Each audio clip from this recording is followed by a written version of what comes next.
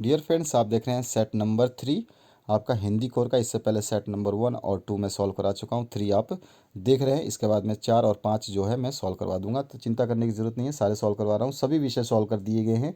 उनको देखने के लिए इसी वीडियो के डिस्क्रिप्शन बॉक्स में अपने 12th क्लास की प्लेलिस्ट को चेक कीजिए। ठीक है, अपने आपके जो मॉडल पेपर जारी हुए थे 2021 के, उनको पढ़ लेना। और जो मैंने आपको मासिक जांच परीक्षाओं के प्रश्न पत्र सॉल्व कराए हैं उनको पढ़ लो।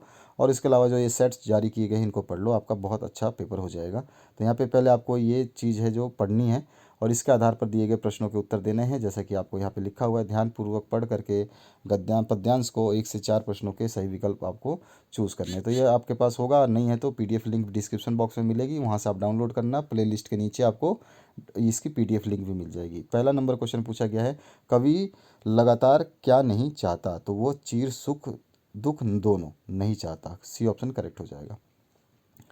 इसके बाद में दूसरा जो क्वेश्चन है, कवि ने किसकी असलियत को समझने का प्रयास किया है? तो उसने सुख दुख की असलियत को समझने का प्रयास किया है। 3 नंबर क्वेश्चन है, चीर शब्द का अर्थ है तो दीर्घकालीन। चीर का मतलब चिरायु, दीर्घकालीन, लंबे समय के लिए। उसके बाद में आपका 4 नंबर क्वेश्चन है, इस पाद्यांश का उचित शीर्षक जो है सुख हो जाएगा। ए ऑप्शन करेक्ट होगा। इसके बाद में आपको एक गद्यांश दिया है। इस गद्यांश को पढ़ने के बाद में आपको इसके प्रश्नों के उत्तर देने हैं, जिसमें जीवन में उत्साह का बहुत महत्व है, इस तरह से ये है। और 5 से लेकर 8 प्रश्न इससे पूछे गए हैं। तो चलिए हम 5 नंबर प्रश्न को देखते हैं। 5 नंबर प्रश्न में पूछा गया आपसे, निम्न में से कौन सा गुण एक उत्साही में होता है? तो देखिए, वो धैर्य भी होता है, उसमें एकाग्रता भी होती है और आशा भी होती है। तो ये सभी के सभी सही हैं। उसके बाद में 6 नंबर क्वेश्चन है, बहुत से व्यक्ति मैच खेलने या परीक्षा देने के समय से बहुत पहले ही पहुंच जाते हैं। इसका निम्नलिखित में से कौन सा कारण है? आप भी बहुत बार पहुंच चुके होंगे, तो आपको कईयों को उत्साह होता है कि एक्साइटमेंट होता है कि यार मेरा पहला एग्ज़ाम पेपर में पहले पहुंच करके वहाँ पे अवेलेबल रहूँ। 7 नंबर क्वेश्चन है, अभिमुख का शब्द का प्राय है? तो इसका मतलब है सभी चीज़ें। अभिमुख का मतलब होता है आपका आगे की ओर बढ़ना, अग्रसर होना और प्रगति करना। सभी चीज़ आगे की ओर इंगित कर रही हैं, तो डी ऑप्शन करेक्ट हो जाएगा। 8 नंबर, उपरोक्त गद्यांश का सर्वाधिक उपयुक्त शीर्षक जो है उत्साह हो जाएगा। C option correct. इसके बाद में आते हैं अभिव्यक्ति और माध्यम में। तो यहाँ पे जनसंचार के माध्यमों में सबसे पुराना माध्यम तो सभी को पता है प्रिंट होगा। सेट 2 में भी पूछा गया है। अच्छा, छापा खाना के आविष्कार का श्रेय किसको जाता है? तो इससे जाता है गुटेनबर्ग को। ए ऑप्शन करेक्ट हो जाएगा। 11 नंबर है, विश्व में इंटरनेट पत्रकारिता का पहला दौर था? तो सन 1982 से 1992 तक। ठीक है। इसके बाद में आपका नेक्स्ट क्वेश्चन है, हिंदुस्तान समाचार पत्र जो है वो कैसा है? तो ये दैनिक है। ठीक है, हिंदुस्तान जो आप देखते हैं हिंदुस्तान के नाम से न्यूज़पेपर आता है वो दैनिक है। उसके बाद में 13 नंबर क्वेश्चन है, फ्रीलांसर शब्द का मतलब है स्वतंत्र होता है। ठीक है, ये भी आपका सेट 1 में मैं करवा चुका हूँ। इसके बाद में 14 नंबर जो क्वेश्चन है इसमें पूछा गया है, समाचार लेखन में कौन सी शैली सर्वाधिक प्रचलित होती है? तो उल्टा पिरामिड शैली। ए ऑप्शन करेक्ट होगा। इसके बाद में नेक्स्ट जो क्वेश्चन है इसमें आपका पूछा गया, टेलीविज़न की रजत जयंती कब मनाई जाती है? तो 1984 में मनाई जाती है। सी ऑप्शन इसमें करेक्ट हो जाएगा। इसके बाद में 16 नंबर जो क्वेश्चन है, भारत में सिनेमा जगत का प्रमुख केंद्र स्थल कौन सा है? तो आपको सभी को पता है, मुंबई जो है माया नगरी और सिनेमा नगरी और फिल्मी जगत के नाम से मशहूर है। इसके बाद में 17 नंबर जो क्वेश्चन है, प्रत्यक्ष संवाद के बजाय किसी तकनीकी तकनीकी या यांत्रिक माध्यम से यांत्रिक माध्यम के द्वारा समाज के एक विशाल वर्ग से संवाद कायम करना क्या कहलाता है? जनसंचार कहलाता है। ये सेट 1, सेट 2, सेट 3 तीनों में ये कॉमन क्वेश्चन पूछा जा रहा है, ये डेफिनेशन है। इसके बाद में साप्ताहिक पत्रिका साप्ताहिक पत्रिका सप्ताह में कितनी बार निकलती है? तो देखो, साप्ताहिक नाम से प्रतीत होता है कि ये सप्ताह में एक बार ही निकलेगी। ये ऑप्शन करेक्ट हो जाएगा।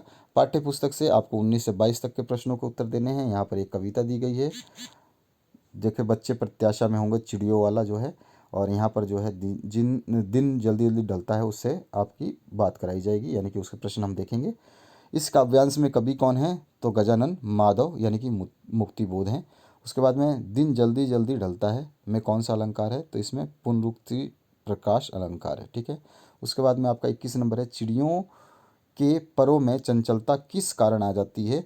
तो बच्चों की चिंता के कारण, बच्चों के प्रति ममता के कारण, बच्चों के प्रति प्रेम के कारण, ये सभी। ठीक है।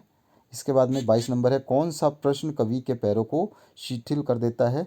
तो मैं हूँ किसके हित चंचल, सी ऑप्शन करेक्ट हो जाएगा। ठीक है, इसके बाद में आते हैं 23 नंबर क्वेश्चन पे। सूर्योदय से पहले आकाश कैसा दिखाई देता है, तो नीले शंख जैसा, ये ऑप्शन करेक्ट हो जाएगा।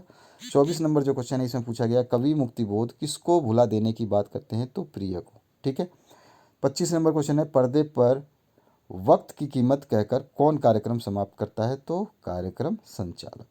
ठीक है, इसके बाद में 26 नंबर जो क्वेश्चन इसमें पूछा है किसी उड़ान सीमा के बंधनों से मुक्ति होती है, तो चिड़िया की। ठीक है, बी ऑप्शन करेक्ट हो जाएगा। उसके बाद में 27 नंबर है आत्म परिचय कविता में कवि किस वस्तु का पान करता है, तो वो स्नेह रूपी मदिरा का पान करता है, ये ऑप्शन करेक्ट हो जाएगा। इसके बाद में गद्यांश पढ़ करके 28 से 31 प्रश्नों के उत्तर देने हैं, तो गद्यांश आप पढ़ लेना। इसका जो 28 नंबर क्वेश्चन है इसमें पूछा गया है आपको प्रस्तुत गद्यांश किस पाठ से लिया गया है, तो ये भक्तिन पाठ से लिया गया है।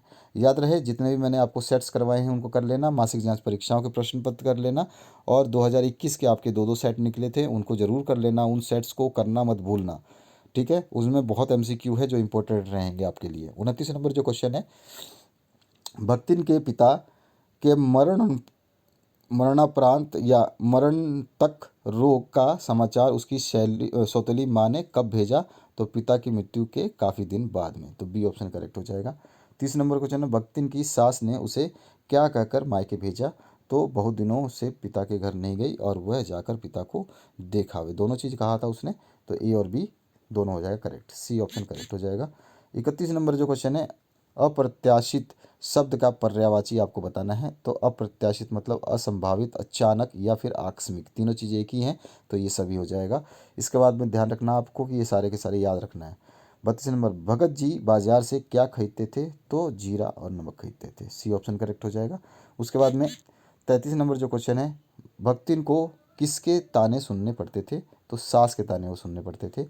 34 नंबर क्वेश्चन है गांव के जमींदार ने भक्तिन को एक दिन धूप में खड़ा क्यों रखा, तो लगान के कारण खड़ा रखा था, बी ऑप्शन करेक्ट हो जाएगा। 35 नंबर जो है बाजार का आग्रह कैसा होता है, तो उसका आग्रह खुला भी होता है और मुख भी होता है, दोनों होता है। ठीक है, इसके बाद में 36 नंबर है भक्तिन कितनी वर्ष की अवस्था में विधवा हो गई, तो 29 वर्ष की अवस्था में विधवा हो गई। उसके बाद में 37 नंबर क्वेश्चन है यशोधर बाबू किसको आदर्श मानते थे, तो किशनदा को मानते थे, सी ऑप्शन करेक्ट होगा। 38 नंबर क्वेश्चन है यशोधर बाबू ने हाई स्कूल की परीक्षा किस शहर से पास किया था, तो अल्मोड़ा से किया था, बी ऑप्शन आपका करेक्ट हो जाएगा। 39 नंबर है यशोधर बाबू के बेटे को किसने बिगाड़ा था, तो उसकी पत्नी ने बिगाड़ा था, बी ऑप्शन करेक्ट हो जाएगा। इसके बाद में लास्ट जो क्वेश्चन है इसमें पूछा गया 40 नंबर किशनदा का बुढ़ापा कैसा बीता, तो उनका बुढ़ापा पूरे दुख में बीता, सी ऑप्शन करेक्ट हो जाएगा। तो ये थे आपके 40 प्रश्नों के उत्तर। इसके बाद में नेक्स्ट सेट के लिए आप तैयार रहिए, अपने दोस्तों के साथ शेयर कर दीजिए, चैनल को लाइक शेयर एंड सब्सक्राइब कर लीजिए, क्योंकि आने वाले समय में सेट जो आगे जारी होंगे उनको तो मैं बनाऊंगा ही, टर्म 2 के परीक्षाओं के भी पेपर्स में बनाऊंगा आपके, तो उनके लिए भी आप तैयार रहिए। ठीक है, thank you very much, have a good day.